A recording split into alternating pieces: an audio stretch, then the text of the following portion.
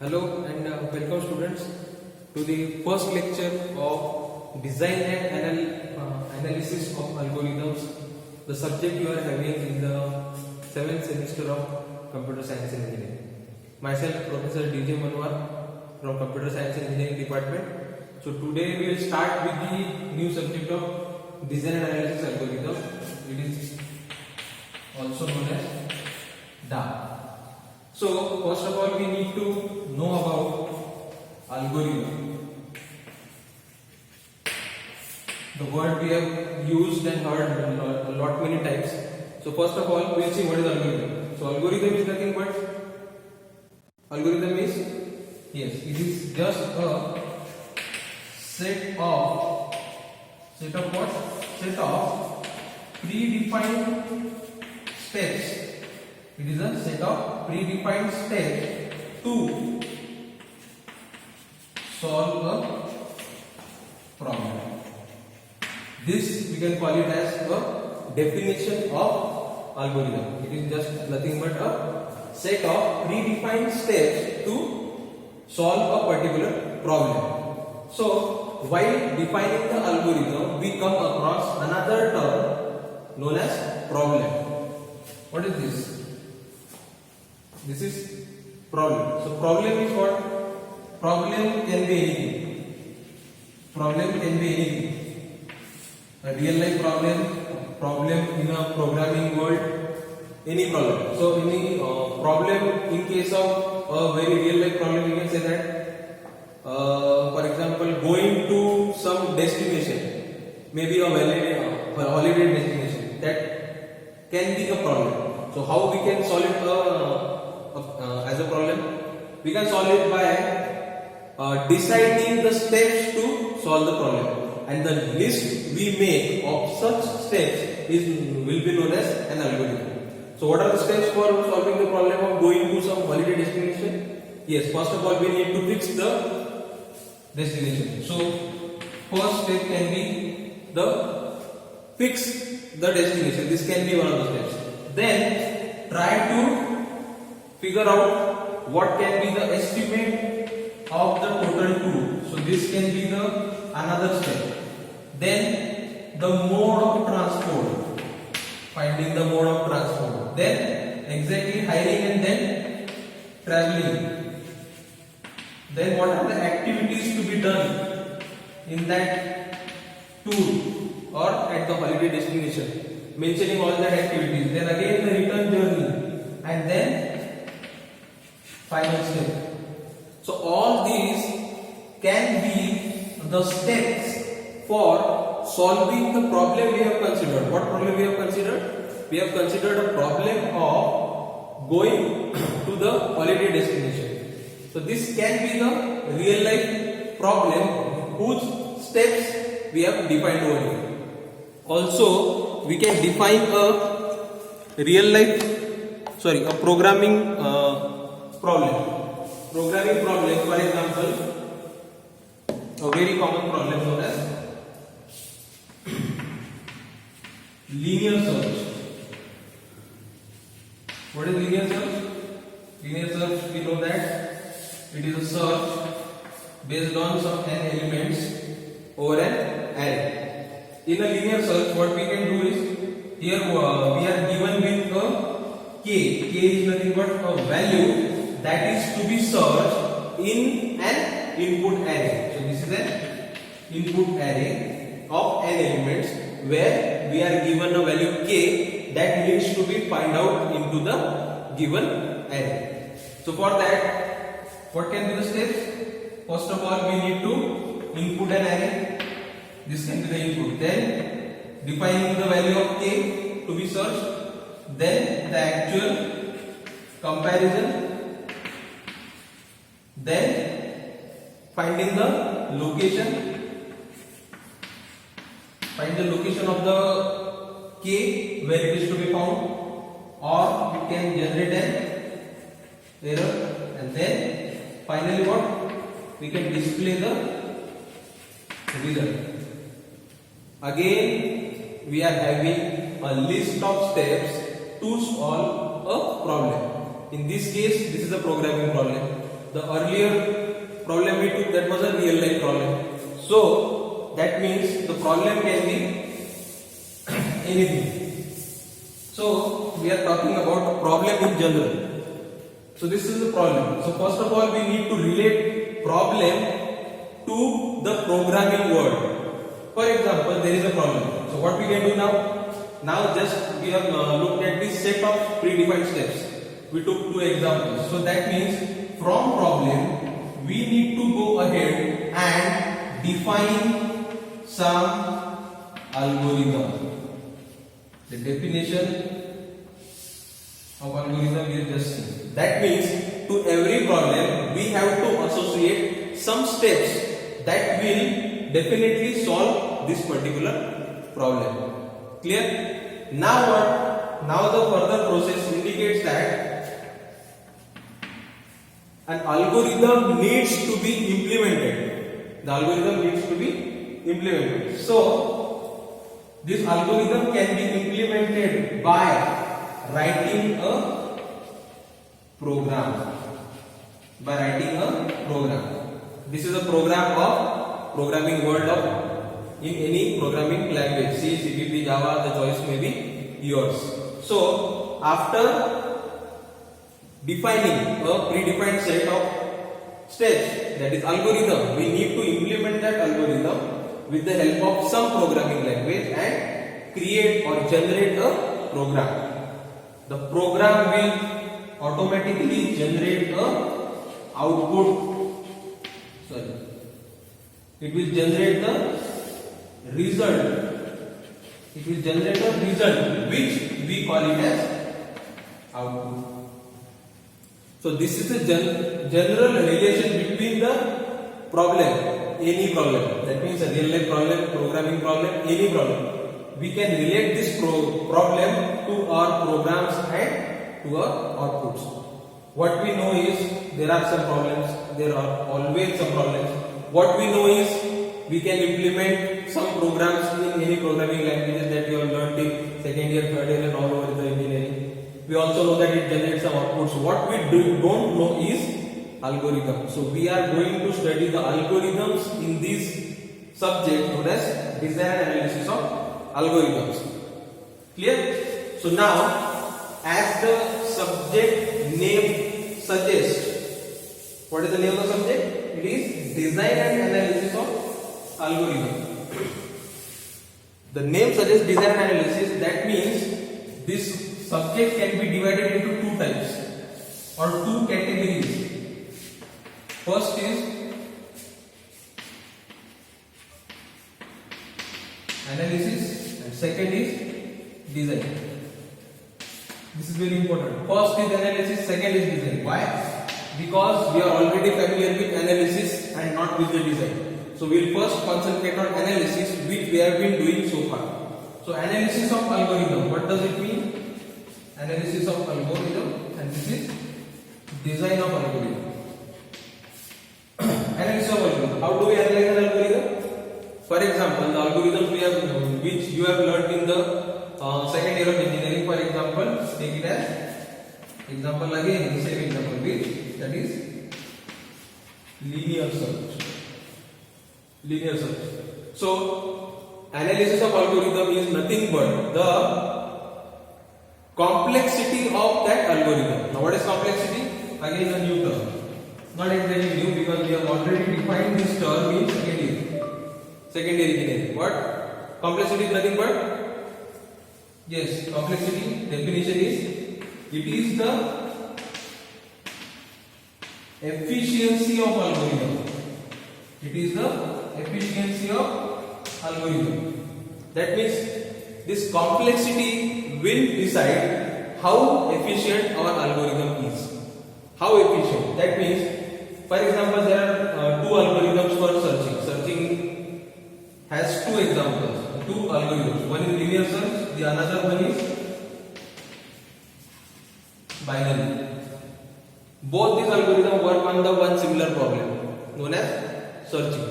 So both these algorithms do the same thing, but their execution is different. That means we can always compare this one searching algorithm with the another searching algorithm. Now this comparison is basically done on the basis of the complexity. Complexity means in general we can say that how complex that algorithm is than the another one. So it generally means lesser the complexity, what happens? Higher is the efficiency. Clear? This is the relation. Complexity is, if it is less, that means we can say that it is less complex. That means it is much more easier. That means it is more efficient. This is very easy to relate. So complexity is nothing but the efficiency, or complexity defines, you can say that complexity defines the efficiency of an algorithm. So how this complexity is defined? This also we have already learned in the second year. What? Complexity can be measured in two ways. First is, yes, time complexity. First is time complexity. Second is space complexity. Definitions very simple. What? Time complexity is nothing but the time required for the execution of algorithm, that is known as time complexity. What is space complexity? The space required for execution of that algorithm, that is space complexity. Very simple. Space complexity is not in the syllabus, just because it requires many more calculations. But yes, time complexity is, naturally we can do that. So what is time complexity? Time complexity is the time required for execution of one particular algorithm. So depending on, now we cannot consider space. So time complexity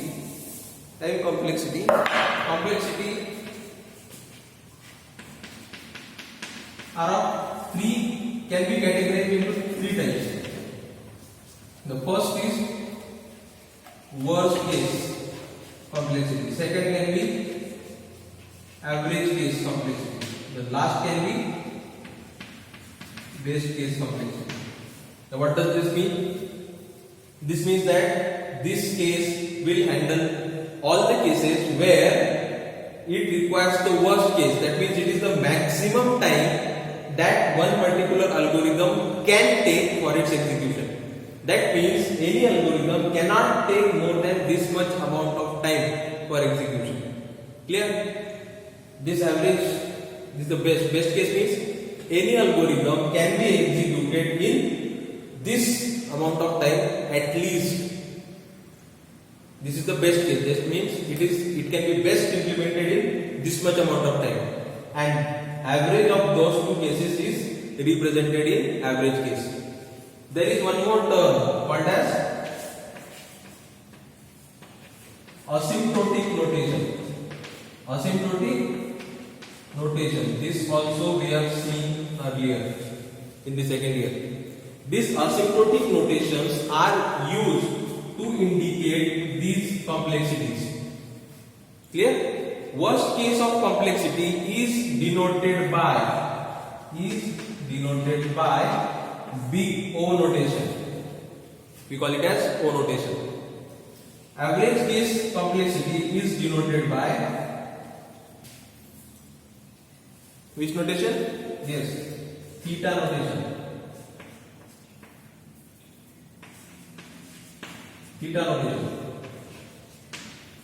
And the best case complexity is denoted by omega notation. Represented by omega. This is represented by big O. This is average case represented by theta notation. Clear? So this much part we have already seen in the second year. Clear?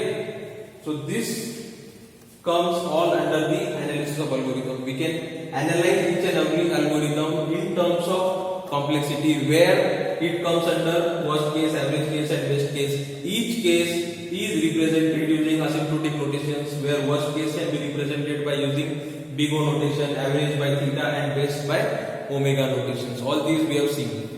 Now what we don't know is the next part, that is design of algorithm. Here we can see that we have to design some algorithms. How to design an algorithm?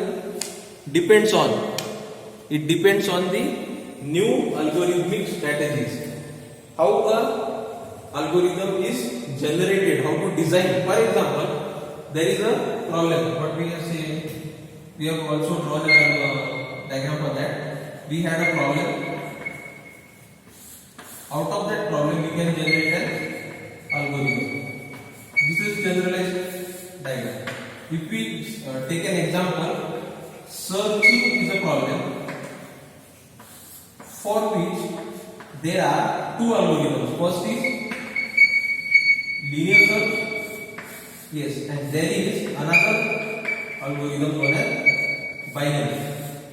That means when we talk about origin, for searching, if there was an algorithm named as linear search already in use, why did we require another algorithm known as binary search? If at all we required, then what was the procedure for designing this new algorithm? That is another question. That means any problem, depending on the methodology used, can have a different set of predefined steps to generate the word is design. We can design a new algorithm to solve one single problem. Clear? So in that way we can summarize that, we can conclude that, yes, what we can conclude, there can be, for example, this is algorithm 1, therefore there can be n number of algorithms to one single problem. This is the conclusion we are making. What? There can be n number of algorithms used to solve one single problem. The best example is again the searching. For one searching problem, we had two different algorithms in use. Clear? So, how do we generate this? This generation depends on algorithmic strategies. These are the strategies. So, what are the strategies that are covered in the syllabus? The first one is very important and very familiar. This is divide and conquer technique, or we call it as strategies. The first one is divide and conquer. Then there is dynamic programming. Then there is greedy algorithms. Then backtracking. Then this strategy is not in your syllabus, but this is also one of the very important algorithmic strategy, not covered in your syllabus, but at least you are having these 4 algorithmic strategies. This is very important: divide and conquer, dynamic programming, greedy, backtracking, and branch and bound. So I think this is the basic introduction to your design and analysis of algorithm, where the total subject can be analyzed as a part where analysis of algorithm consists of most of the things which you have already learned in the second year. The most important part and concept is the design of algorithm, which comes under following algorithmic strategies, where this is the list of algorithmic strategies. The first one is divide and conquer, second is dynamic programming, the third one is greedy algorithm, the next one is backtracking algorithm, and this is branch and bound. This one is not present, but it is very important. We will see all these algorithmic strategies. All these algorithmic strategies cover the entire syllabus of this subject.